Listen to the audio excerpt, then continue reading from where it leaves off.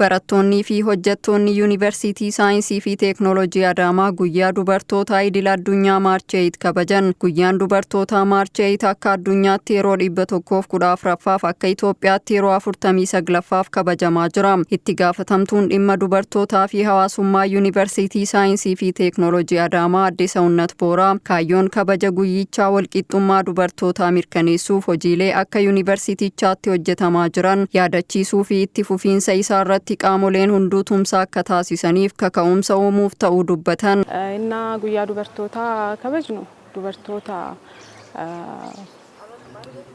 wantoota baay'ee keessa darban isaan praise gochuudhaaf isaan empower godhuudhaaf kabajna jechuudha.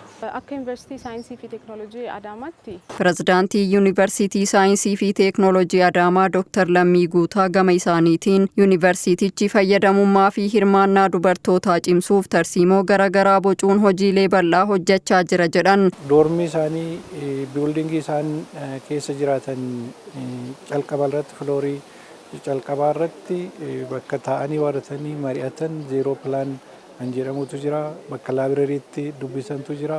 Kanaaf barattoota dubartoota keenya as keessatti jajjabeessuudhaaf cimsuudhaaf waan tokko alatti isaan xiyyeeffannoon isaanii barnootaa fi hojii dhufaniif qofa akka ta'u wanta hojjechuu dandeenyu hunda hojjechaa jirra. Gara fuulduraattis cimsineetti deemna. Saganticha irratti argamuun ergaa kan dabarsanitti gaafatamtuun waajjira dhimma dubartootaa fi daa'immanii magaalaa Adaamaa Aadde Ra'iisaa Juneedii dubartoonni biyya ijaaruu keessatti shoorri isaanii olaanaa ta'uu hubatanii guddinaa fi jijjiirama qabatamaa fiduuf gahee irraa eegamu bahachuu akka qaban dhaamaniiru.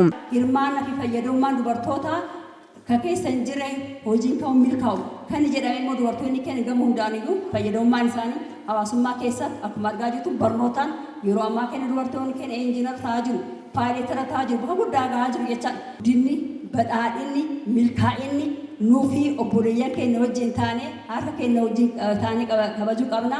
Dubartoonni kabaja guyyichaa irratti hirmaatan tokko tokko yaada Adaamaa Broadcasting Servisiif kennaniin guyyichi kabajamuun isaa xiyyeeffannoon dubartootaaf kenname olaanaa ta'uu nu hubachiisa. Kun immoo kaayyoo keenya irratti ciichine akka hojjennu kaka'umsa nutti hora jedhan.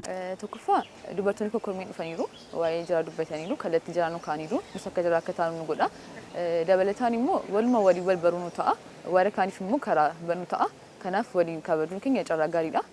ጥሩ ፕሮግራም ነው ያነቃቅቶናል። ሌሎችም ለኔም ከዚህ በላይ የተሻለ ጥሩ ነገር እንድሰራ ሌሎች ደግሞ እኛን የሚያዩ በተለይ ፍሬሾችም ነበሩ እነሱም የተሻለ ነገር ሲሰሩ ግቢው ምን ያክል እንደሚያበረታታ እና ለጥሩ የተሻለ ነገር ለመስራት ማበረታቻ ከዚህ በተጨማሪ ደግሞ አቅማችንን ተጠቅመን ጥሩ ነገር እንድንሰራ የተሻለ ውጤት እንድናመጣ የሚያነሳሳ ነው በተለይ ለሴቶች ሙራራቲ በረቶታ ዱበርቶታ ቀብጢ ኦላና ገልሜሰኒፍ በዳስኒ ከነሜራ